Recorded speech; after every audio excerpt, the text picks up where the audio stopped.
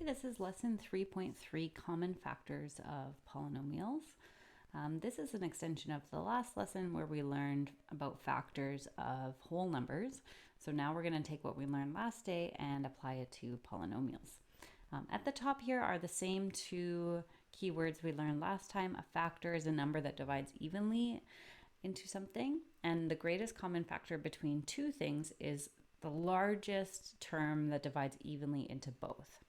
So we had the example of 8 and 12. The largest number that divides both 8 and 12 evenly would be 4. So 4 is the greatest common factor of 8 and 12.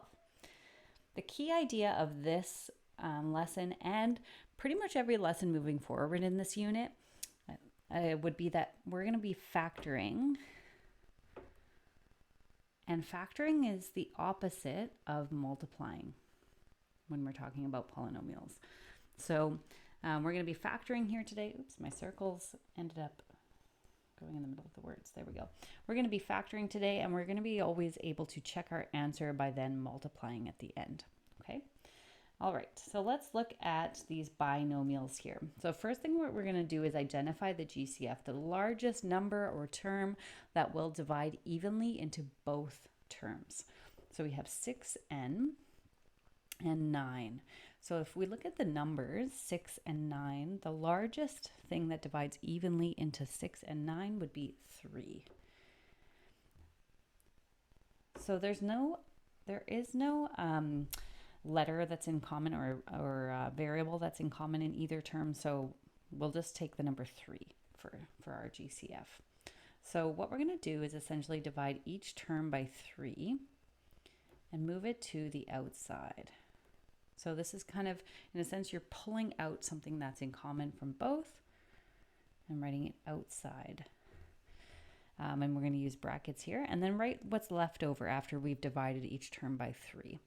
So when I divide 6 by 3, I get 2. So I'll be left with 2n.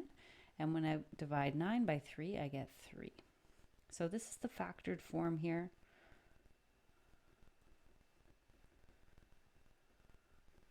This factored form is equivalent to the original polynomial. This here, you could call it the expanded form. Okay, and we can always check our answer, or another fancy word for check is verify. Oops, I spelled verify wrong. Verify. Just by expanding. So a skill we talked about in the Get Ready assignment, and hopefully you're going to learn this last year as well in Math 9. So we're going to take this 3 and multiply it back in to each term to see if we get our original polynomial back. So 3 times 2n would be 6n, and 3 times 3 would be 9. Yep, we can see it matches the original polynomial again.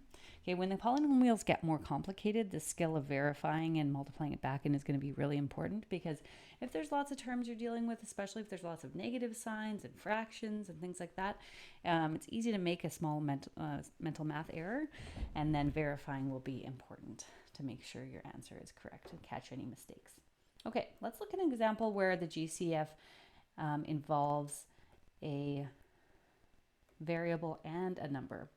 So let's look at these two terms here, 6c and 4c squared. So if we look at the numbers 6 and 4, the largest thing that divides into both of those is 2.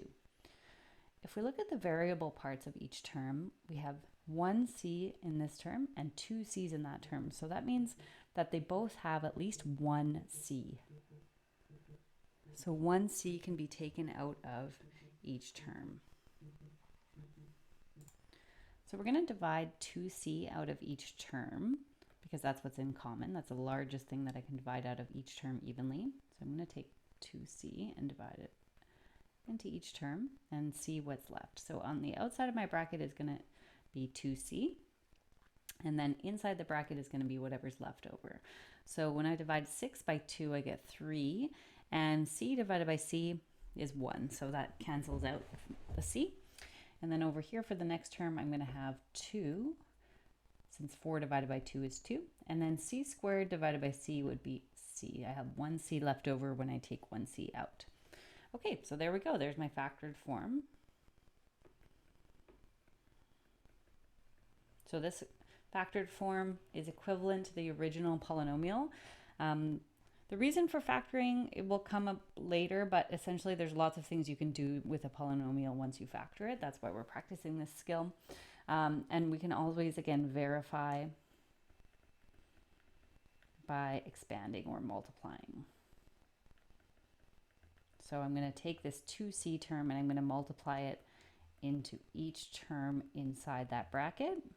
So 2c times 3 would be 6c, and 2c times 2c would be 4c squared. And I can see I get back to my original polynomial again.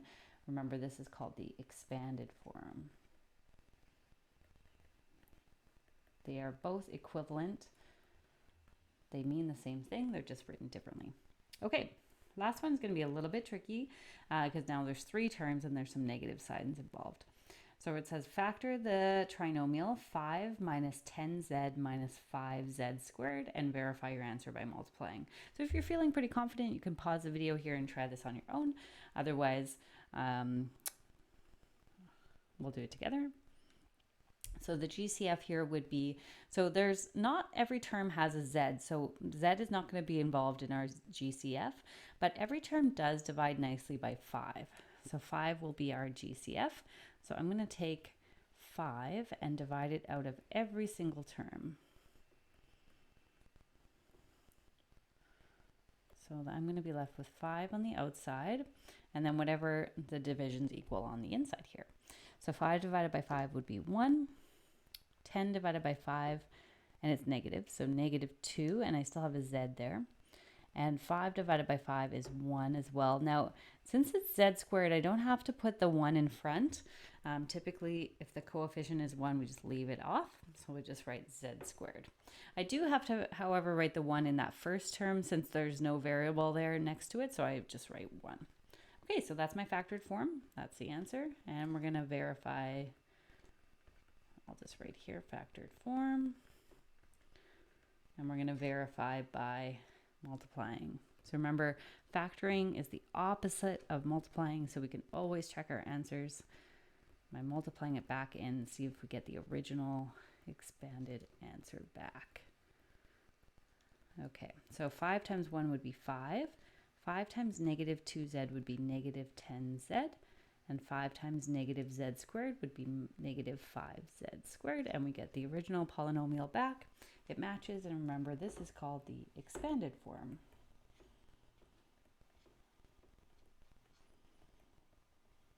Okay, last one is the trickiest because there are multiple variables and there's some negative signs we're going to factor out here. So, and the numbers are a little bit larger. So let's look at the GCF here. Now, if there's a negative in every single term, we should factor out a negative as well. So we're going to factor out a negative.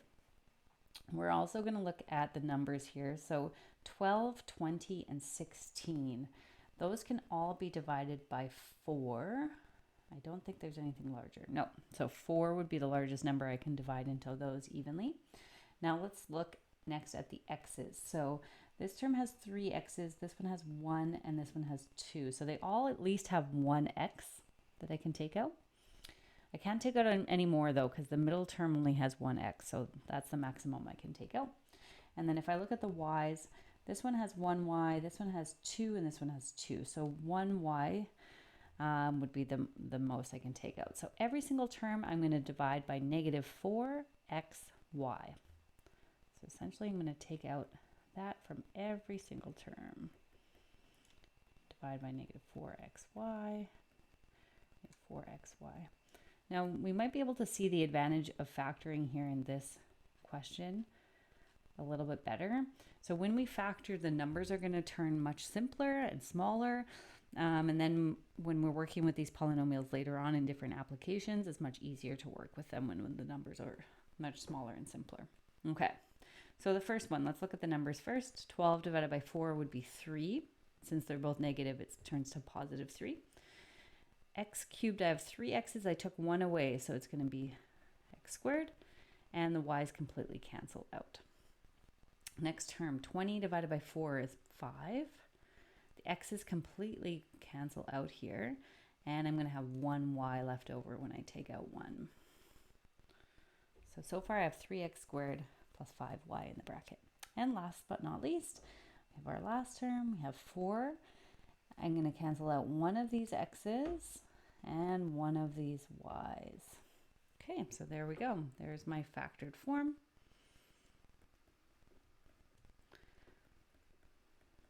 Now, especially with these trickier questions, it's really important to check your work because it's easy, especially with all the negative signs and large numbers, it's easy to make a small error somewhere. So we're always going to verify and multiply it back in to see if we match the original polynomial back. So I'm going to take my 4xy and I'm going to use my red pen here, or my pink pen, and multiply it with each of these terms. Okay, let's see what I get. Hopefully it's the original back. Okay, 4 times 3 would be 12. So I get negative 12. I'm going to have x cubed, 3 x's all together, and then 1y. Next term, negative 20x, and then 2 y's all together. And last one, 4 times 4 is 16. So negative 16, I've got 2 x's all together and 2 y's all together. And there we go. I'm going to match each term up. Yep, that one matches, that one matches, and that one matches. Great. The expanded form matches the original polynomial. So we're good to go. We didn't make any small errors anywhere. Okay, and that is the end of the lesson.